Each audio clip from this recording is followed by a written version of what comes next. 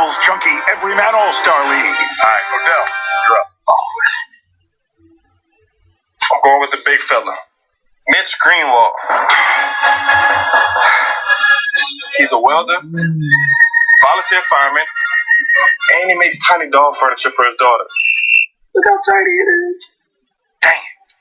I was going to pick Mitch. Adorable. Campbell's Chunky Soup, the hearty way to fuel your game. Heads up, because The View starts now. It's a View exclusive. Chelsea Clinton is live on The View to share how her fam is surviving one wild election. And the voice behind The View's new theme song, Miss Mary J. Blige, hits our stage with Maxwell. Plus, supermodel Gigi Hadid and designer Tommy Hilfiger unveiled their hot new line that's about to light up Fashion Week. Your hot topics are right here with Whoopi, Candace Cameron Bure, Joy Behar, Sarah Haynes, and Paula Ferris. Now, let's get things started.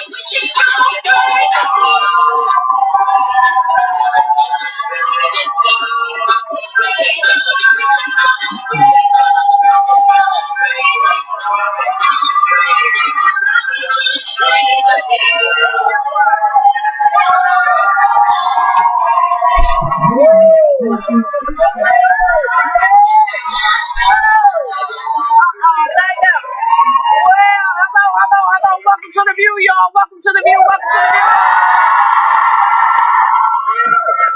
Yeah, everybody's talking politics these days, but a new survey by an evangelical group, Lifeway, found that 79% of respondents do not want their pastors talking about it in church.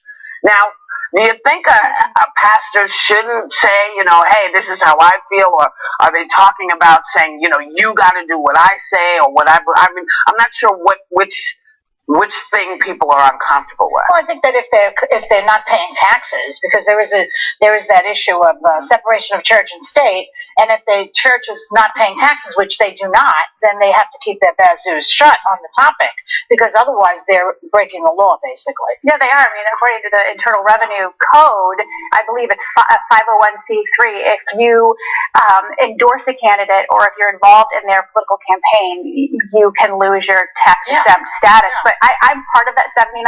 I grew up in the church. I think it's okay to talk about political issues, but to endorse a particular candidate, to talk about politicians, I'm just not really comfortable, because church is supposed to be a place where that unites us and that brings us together. And I just feel like politics in general can be so polarizing and divisive. Yeah, I agree. I'm very interested in what my pastor has to say, and they should be teaching from a biblical worldview about the issues. But we also have to remember that within the church, not everybody holds the same political viewpoint. So for a pastor to support one particular candidate from the pulpit wouldn't be right. But of course, that pastor can have their personal opinion as well, exactly, in private conversation. But I really want to hear from a political point of view what the issues are from a biblical worldview, and then I should, as a Christian or a person in the church, then make my decision based upon that. But what if the person that they're talking about is really evil? Should they then not say what they really believe? No, I don't think they should, because I think I don't come to church to hear about politics. Like, everywhere in our world we have that. Yeah. I feel like what you said, it's a uniting place to be and to be together. And I think when a minister or a pastor or someone brings that up, it is polarizing, and I think it affects your safety and your feeling of being included in that space. The Catholic Church has been criticized over the years because Pope Pius XII did not really speak out against Hitler. And so for years there's been this controversy. Did the Pope not speak out enough? And so some people in the church say, well, we didn't want to exacerbate it by speaking out. And others say you should have spoken out. So it's not an open and shut case all the time, because if something is really that dangerous and scary, it is incumbent upon these leaders to speak out against what they evil. discovered with Pius, as it turns out, is he was saying very little and doing very much. He was hiding folks out there. Pope Pius was hiding people in churches and rectories and just hiding Jews everywhere. Yeah. So, and not saying much, but under his guidance, which is something that didn't come out until the last 4 or 5 years. But I wonder if you have an amazing person or someone your pastor or priest or whatever feels is someone doing something spectacular, should they make it about their viewpoint? If they say, this person's doing extraordinary things, they are living the life that I think that you should be living as a Catholic, Christian, Buddhist, whatever, is that off limits as well? And what do we do with Jerry Falwell? Because if, in fact, you're not allowed to endorse folks, He does, doesn't he? I believe he does. And I'm not comfortable with that. Well, why does he continue to not pay taxes in his church then? I mean, I think there is this law, but really there's only a handful of cases that they've been forced to really crack down. So, well, here's something I found kind of bizarre and odd. A church committee in Canada, wants to defrock a female minister because she's an atheist. Now, I don't want to say only in Canada can this happen, but it's kind of an oxymoron, isn't it? A minister, it's a minister. So I'm not sure I understand what this person is ministering. Isn't that like a baseball player deciding that they don't want to hit the ball with a bat anymore and they want to kick it through a field goal? I mean, they need to leave and then go play football if they don't want to play baseball anymore. I don't know. I'd like her to come on and sort of talk about what kind of ministry she has. Well, maybe she's redefining it and talking about spirituality, like the more, the broader truths, that spiritual life is more about bringing people together, love, not judging, but not under any specific But if she's under the umbrella of an organized religious church, then that doesn't make sense. Then she should start her own church of spirituality that she wants to minister to, that doesn't have to do anything with God. Well, I'm guessing that her congregation knows what they signed up for. Can you imagine if someone is learning right now, you don't believe in God? I think that's why they're talking about, releasing her. But I just find it fascinating. I was being funny with Canada. I spent a lot of time up there, so I just kind of feel, I spent lots of time up there, and I just realized that it might have come off kind of, crappy. Well, let me ask I you didn't something. mean to. Love you, Cam. Yesterday we were talking on the streaming part of the show. I'm sorry that people missed it. About Mother Teresa. Well, Mother Teresa had doubts that God existed. Yeah. So maybe an atheist has a lot of doubts, but that doesn't mean she can't speak to her flock in an intelligent and even, spiritual Christian, whatever. Clear that Mother Teresa, her persona said she believed in God. And so I don't think people ever think that religious people have these kind of things. But this is a woman who, as an atheist, does not believe that God exists at all the time. Yeah, no father, son, or Holy Spirit. Well, I don't know if she's sure. Come on the show, girl. Yeah. Come and talk to her. I'd love to see her. Yeah, I think it'd be fun to have her. Chelsea Clinton is here live when we come back. So...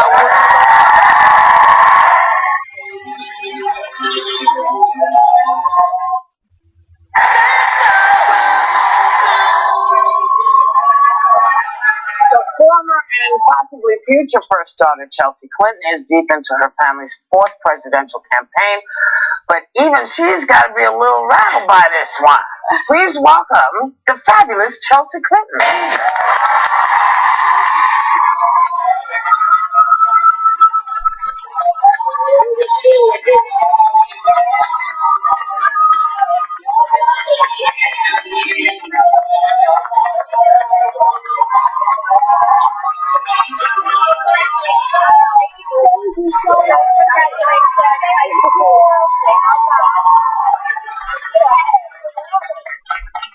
Good to see you. Thanks for coming, doll. I'm excited. Thanks for having me, and happy anniversary. Oh, yeah.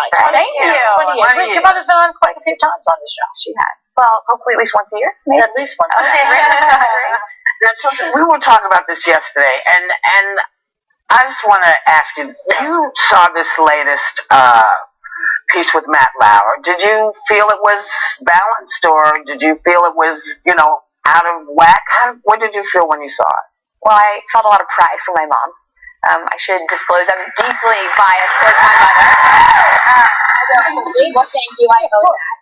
Now, as a mom, I have two little kids, Charlotte, who turns 2 later this month, and her baby brother, Aiden, who's just 2.5 months. I hope my children are as proud of me as I am of my mom someday. So I just was so proud of my mom. I'm taking serious questions seriously and looking to give serious answers out of respect for the veterans who were on the Intrepid in the room and for the millions of voters who were tuning in across the country. Would you think that the questioning was unfair? Because that's the criticism that Matt Lauer's getting, quite a bit of it. Well, I'll leave that to the media pundits. Okay. But as a daughter and as a voter, I was really proud of my mom for being so focused on what's really at stake in this election, including who will be our next commander-in-chief. But the polls are close, and it's galling that the polls are close to me. I'm just as biased as you are. She's not my mother. Disclaimer, she sometimes calls her mom as well. But the polls are close. I don't understand it. On the one hand, you have, your mother who knows a lot, who's got so much experience. She's more qualified than anybody. Your father and President Obama both said she's more qualified than they are. And on the other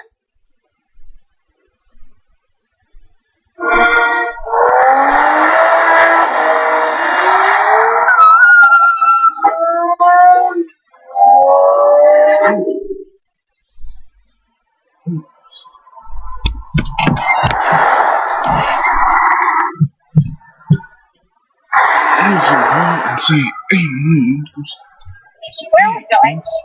Can you give us like a hint?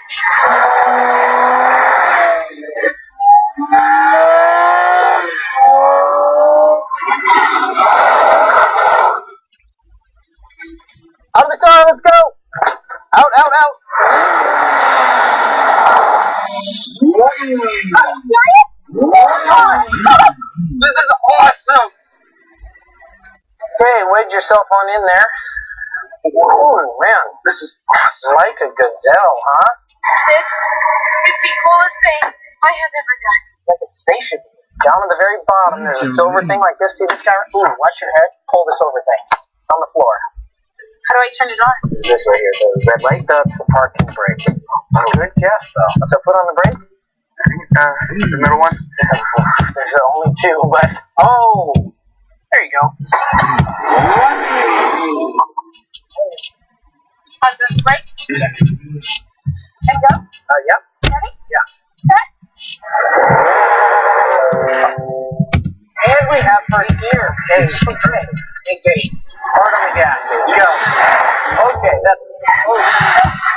Pretty jerky on the neck. Faster. Yeah. Too slow. Hit the gas. Accelerate. Good. Feel the power. Yeah. This is awesome. More gas. Holy crap, that's too much.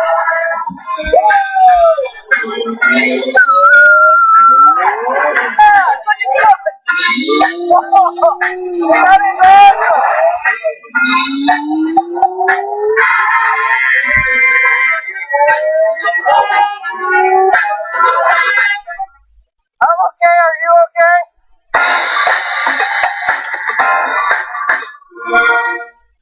Xbox One S, starting at $299.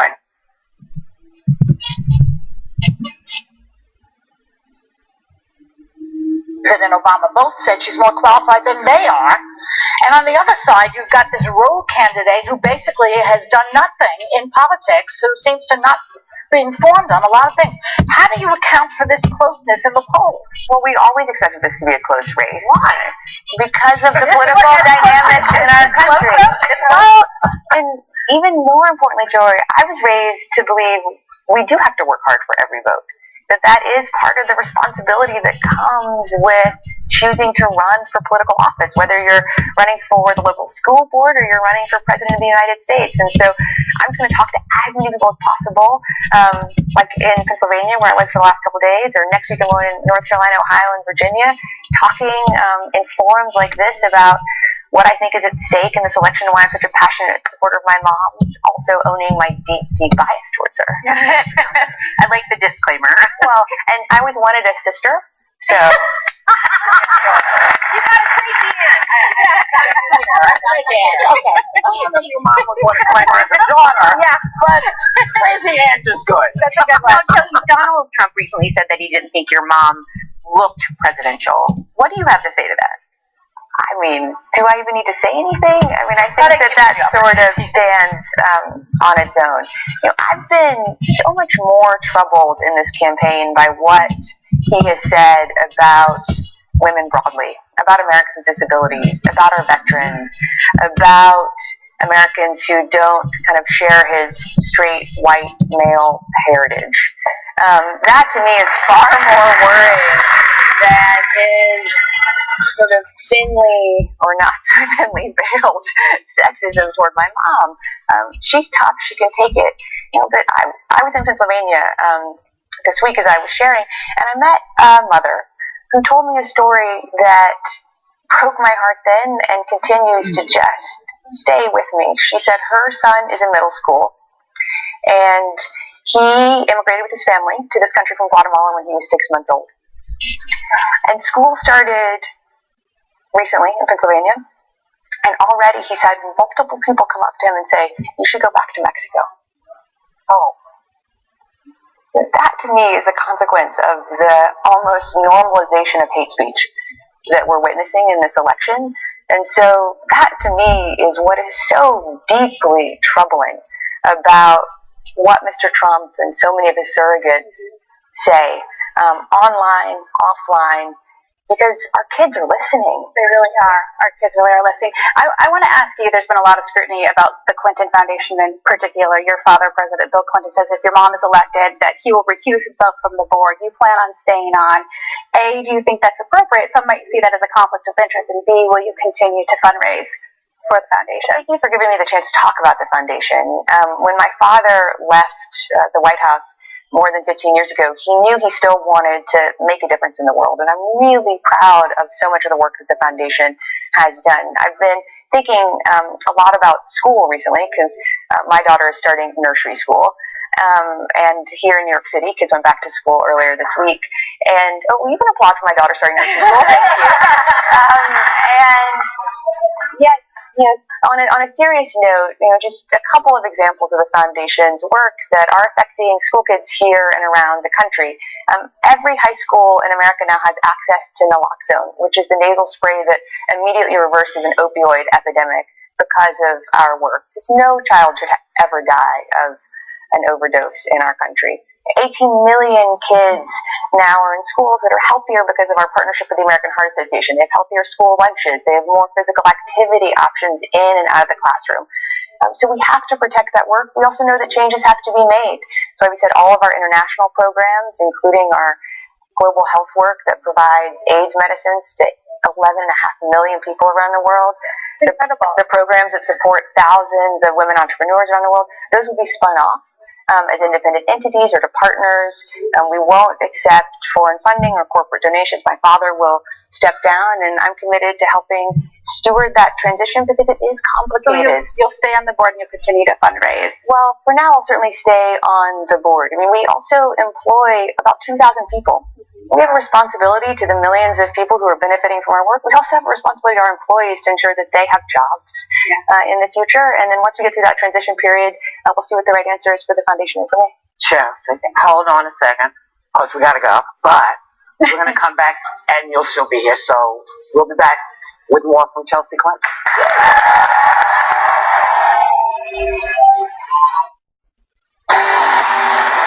Still ahead, the new voice of The View, Mary J. Blige, hits the stage with Maxwell.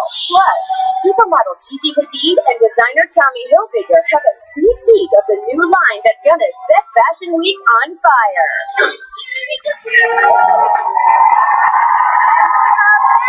With Chelsea Clinton, I just want to say I love the fact that you and Donald's daughter Ivanka have been friends, and I think that friendships are really built up and strengthened by not only our similarities but our differences.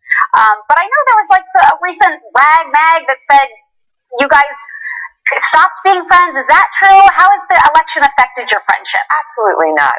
We were friends long before this election. We will be friends long after this election. Our friendship didn't start in politics. It certainly is not going to end because of politics. I have tremendous respect for Ivanka. I love her family. She's a working mom like I do. We have so much more in common than we have disagreement about. When you say her family, you mean her children and her husband? Yeah. That's your sister. And my sister, Joy. I thought you were the aunt. Crazy aunt. Shut up. Yeah, cousin. I mean, she's just going to rotate through the family members. You'll see her everywhere. One of the biggest critiques of your mom made by lots of people who don't know her or who have not met her is that she is untrustworthy. And as a daughter, when you hear that, knowing all the things that you've sort of had to deal with your parents, but particularly with your mom, how do you feel when you hear that? Well, it doesn't make sense to me. It's probably not such a surprise. I mean, with my husband, there's no one I trust more than my mom. I said something publicly yesterday, which I realized I hadn't said before, but is so deeply, deeply true that if, God forbid, anything were to happen to Mark and me, my mother would take care of my children. I mean, there's no greater kind of vote of trust and faith and love than that. So, as a daughter, it doesn't make sense to me. I also think as someone who has been so lucky to be kind of at a ringside seat to my mom's public service career, it's not a new criticism. And some of my earliest memories are from when my dad was running for re-election as governor in Arkansas in 1986. And he was running against a man named Frank White, who truly represented the worst of Arkansas's past. He'd been a governor of Arkansas before. He was an active segregationist. He opposed Brown v. Board of Education. And even though he's running against my dad, he spent a lot of the campaign attacking my mom. Yes. And attacking her for not being trustworthy because she spent so much time working outside the home. And so she must, therefore, be a terrible mother. And thankfully, even though I was 6, I knew that was crazy because I didn't have any sisters. Joy, you weren't in my life yet. And I knew that as an only child, I got the first and last word on my mom as a mom. And so, for me, I just have heard these attacks for so long, and my mom just keeps kind of pushing for and fighting for and standing up for what she fundamentally believes, that until every child in our country has the right to live up to his or her God-given potential, our work is not yet done. You mentioned sisters, and I want to ask you, do you have any advice to the Obama daughters as they prepare to leave the White House? Oh, I think President and Mrs. Obama have done an extraordinary job with Sasha and Malia. And I also think that Malia and Sasha deserve a lot of credit for having done an extraordinary job leading their own lives and becoming their own people. I do feel an incredible amount of kind of affection and sisterhood with the two of them, and I just wish nothing but the best for Malia on her gap year when she was on to Harvard, for Sasha in her last couple years of high school, and I just am so excited to see whatever they'll do next, and I'm in their corner if they ever need to call me into the ring to support them in whatever ways I can. Did you hide a treasure in the White House, or did they leave anything behind? Or gosh, I don't know. I mean, knock on glass wood, that my mom wins in November, and we'll be moving back into the White House, and I hope they do leave a treasure. Interrupt you, Chelsea. We have to go. Thank you so much for coming. Please come by again. We will be right back. Thank you.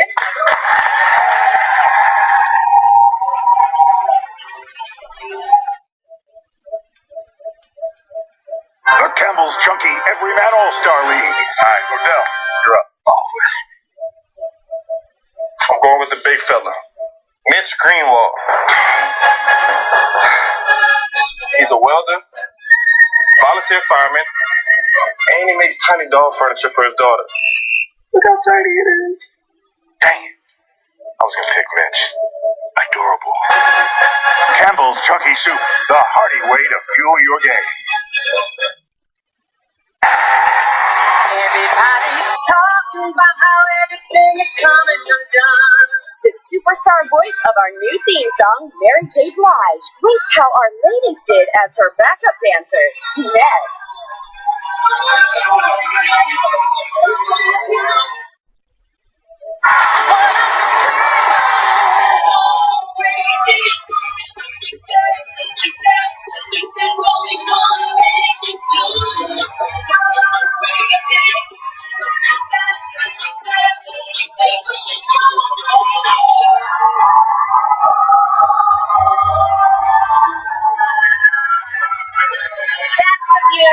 new theme song for season 20, which needed to have a voice as fierce as this lady. Please welcome Grammy-winning superstar Mary J. Blige.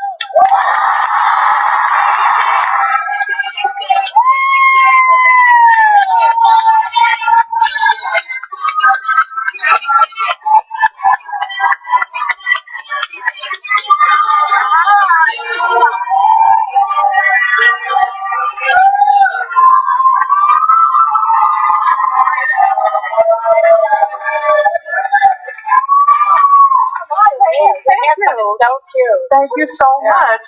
Wow, hi. Thank you so much for that, because that is the first original song that the show has had in 20 years. And I know the great songwriter Diane Warren wrote it. How were we lucky enough to have you record it? Well, because Diane Warren wanted to work with me on this new album that I recorded, so she called and said, I want Mary to do this song, as she was submitting a song for the album. And I heard the song, and she was like, I really, really want you to do it. And so, I mean, for The View, first of all, I've been a fan for years. And I was like, anything. But you just a queen. You know that. Thank you. That's over 2 million hits on Facebook. Wow. We had a lot of fun, too. Yeah. Well, for those of you who don't know about Diane Warren, she's written songs for Celine Dion, Whitney Houston, Lady Gaga, Beyonce, and Aerosmith. Yeah. And she couldn't be here today, but she has a little message for us and for you, Mary. Let's take a look. A huge congrats to The View on its 20-year anniversary. I am proud to have written World's Gone Crazy, the first theme song The View has ever had. That is pretty cool. I have to say that's pretty cool. Knowing the song will be shared with your audience every day is so exciting for me. A shout out to you, Mary, who made the song come alive, like you always do. You are one fierce lady. I'm looking forward to The View keeping some serious ass this season, and thank you for having me be a part of it. That's pretty great. Now, Mary, I gotta say, just a couple moments ago, you said we had such a great time, and we did. For those at home, it was just a couple weeks ago, we went to a New York City loft and we shot this music video, but I have to say, looking over and trying to dance in front of it was so intimidating to look over and see you watching us. What did you think about us? How did we do? Sarah's got I looked like you guys were having fun and just doing what you do. Like, you can only do what you know how to do. And you were having a good time. Which is very limited for some of us. Which is a nice way of saying some of y'all can't dance. Yeah, exactly. You're not going to be in our next video. So, Mary, I think you're getting your acting chops also in what is the name of that? I can't remember it. Oh, How to Get Away with Murder, which I love the show. I just can't remember the title. What's the role you're doing? Well, let me just first thank Shonda Rhimes for calling me. I mean, I'm a huge fan of Shonda's. She does everything. I mean, my favorite show was How to Get Away with Murder, next to Power and Scandal and Empire, of course.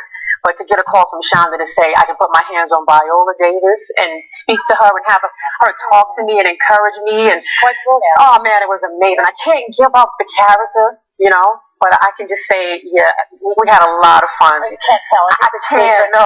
Is the character fierce? I mean, she's fierce and fun. Yeah.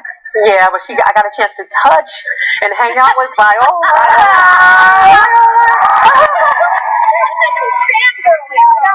I love her so much. Yeah. So when is the new album coming? It's coming either December, around December, before January. So we're trying to, play it by ear, but it's coming soon, though.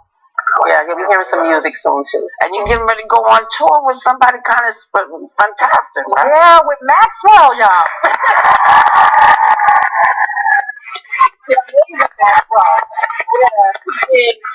I love him. I wish he was around. Yeah, me too. Please, God, is Maxwell here? And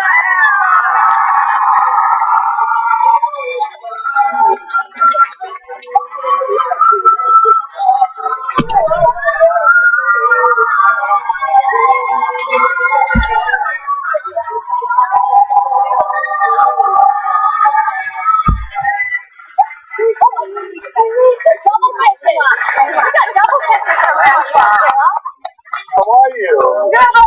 All these ladies here, I had to get a kiss. Now, Maxwell, you guys have known each other for more than 20 years. Yeah. 20 is the magic number today. Can you tell me about that?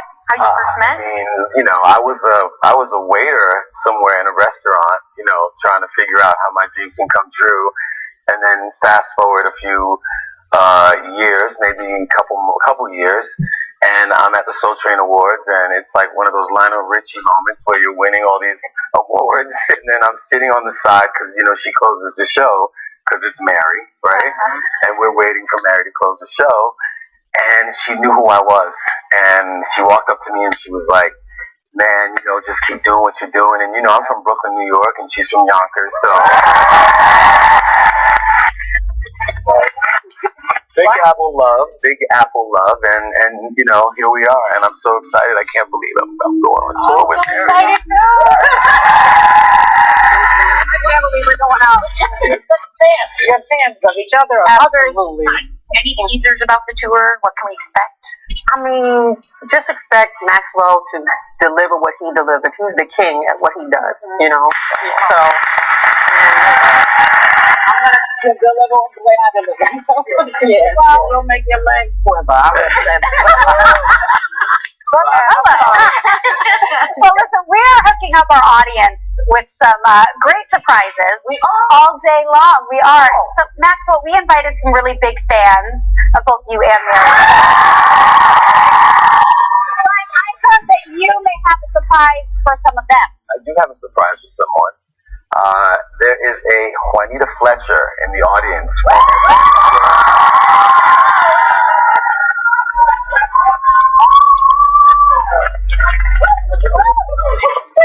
Thank you. You have tickets to Atlanta to see the King and Queen of Hearts.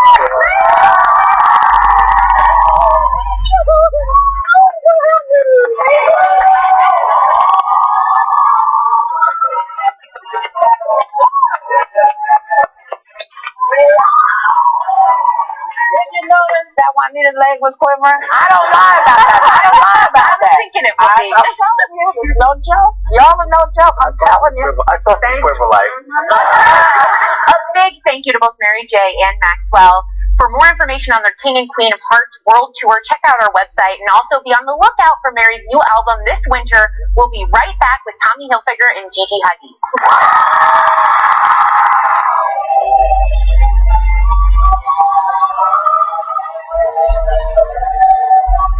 I'm Tommy Hilfiger. They asked me to tell you what's coming up next. And I'm going to really want to see. Hey guys, we're on in a minute.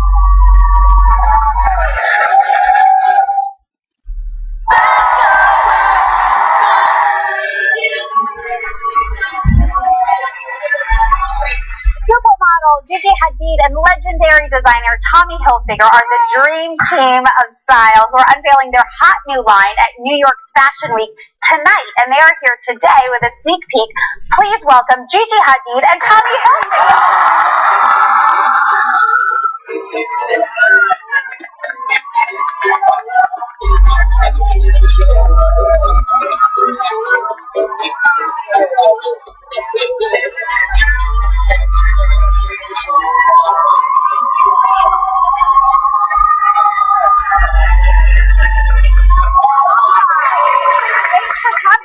Tommy, you have been so incredibly successful in the fashion industry for over 30 years.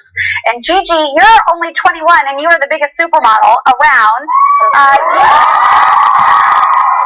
You are Tommy Hilfiger's global ambassador. You're on the cover of Vogue and you landed the coveted spot in the Victoria's Secret fashion show. So how do you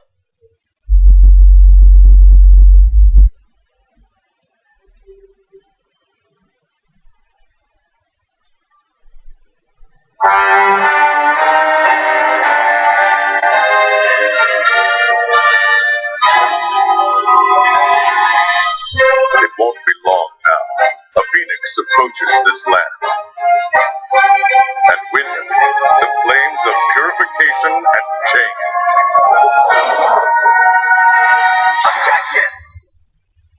There is a clear contradiction in the witness's testimony. I'm fine. My cords of steel will see me through any adversity.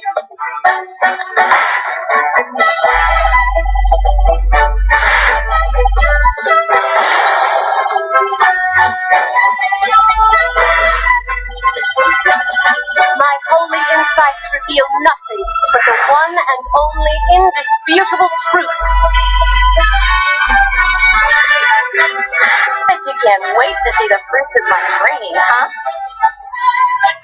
Please, will you help me? Let me take a crack at it. A therapy session might be just what we need.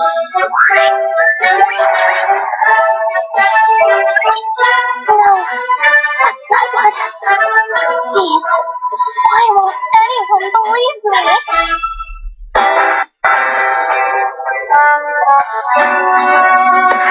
Resignation is your salvation, my unenlightened friend. If you seek to disrupt this service for the dead, I will personally see to the destruction of your putrid soul. Putrid soul? Hold it! Sorry, but we're not backing down. Not until we find out once and for all what really happened. Chakra! Awaken from your stupor, Mr. Justice. For your brashness, we'll send you straight to the Twilight Realm.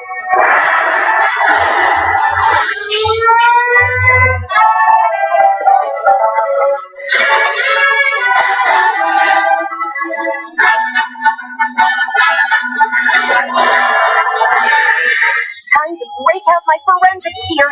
Oh, how I've waited for this day.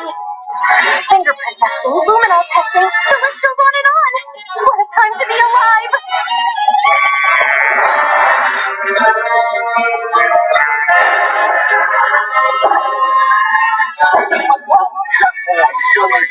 At the last rites of the victory. The defense, they'll never give in because we lawyers, even in the worst of times, will always show our biggest smiles.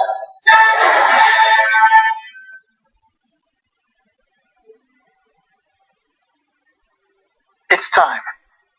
Apollo, show me what you've learned. Right. You won't be disappointed.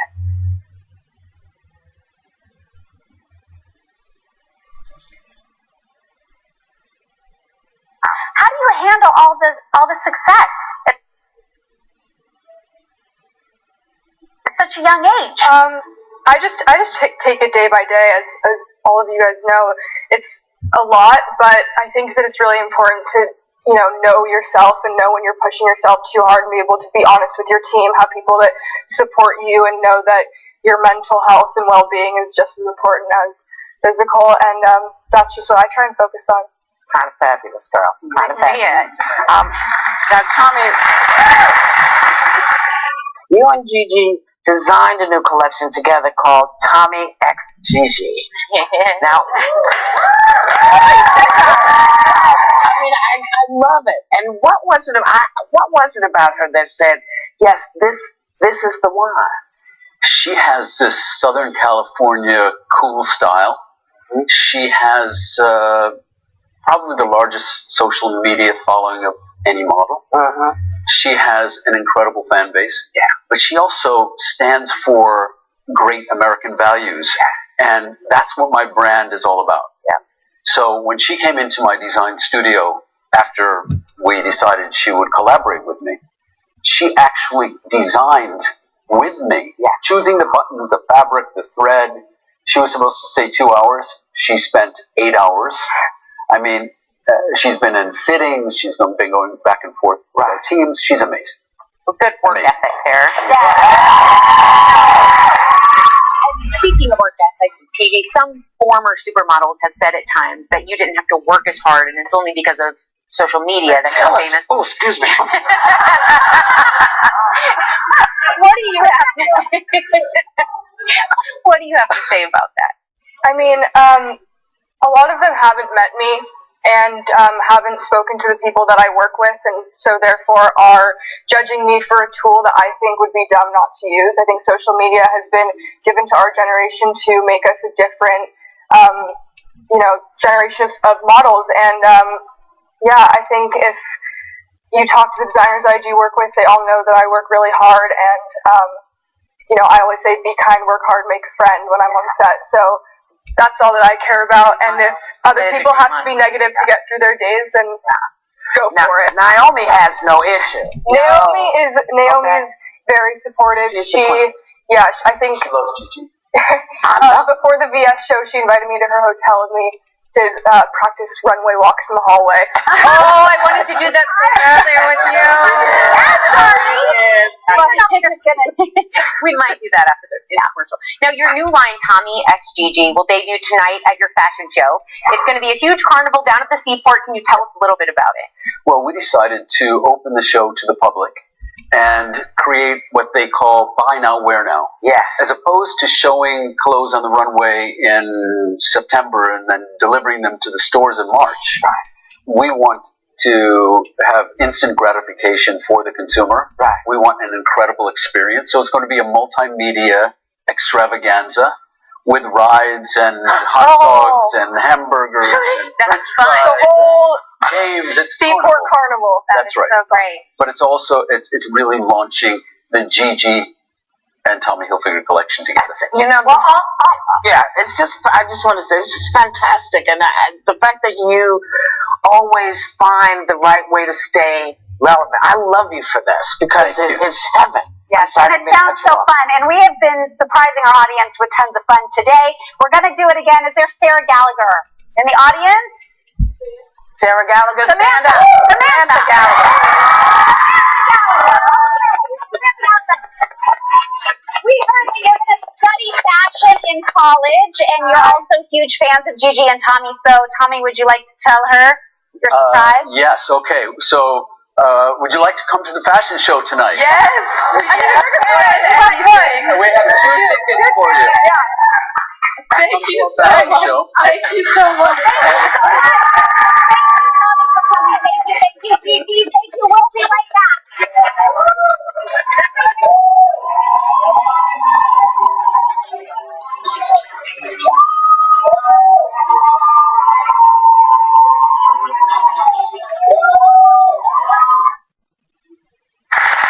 It's day 4 of our 20-day vacay giveaway. Thanks to our sponsor, Wyndham Rewards. We want to announce today's online winner first. Congratulations, Jane Byrne from Pinelville, New York.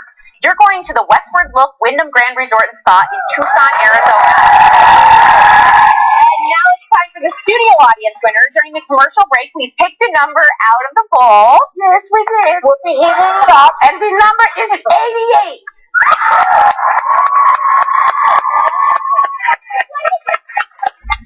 And now we're gonna find out. Let's see where you're going on vacation.